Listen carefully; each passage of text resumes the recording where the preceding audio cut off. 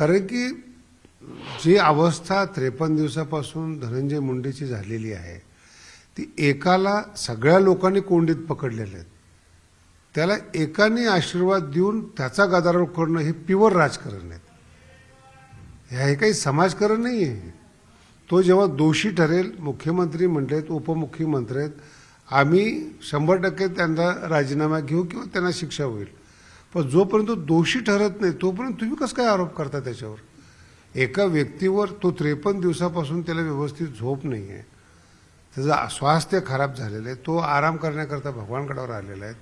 मी त्याला सांत्वना दिलेली आणि मला ट्रोल करणं हे कोत्या बुद्धीचे लक्षण आहेत.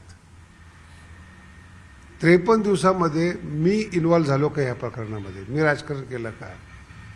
किंवा मागे कधी जेव्हा झालं असेल हत्येचा सपोर्ट करतच नाही मी कधीच आयुष्यामध्ये. आम्ही वैष्णव लोक आहेत, जर साधं जीवन जगतो आम्ही, कोण हत्येचा सपोर्ट करायला मोकळं आहे याच्यामध्ये? तर तुम्ही 53 दिवस बोलला नाहीत. मी पण तुम्हाला अनेकदा प्रयत्न केले तुमच्याशी.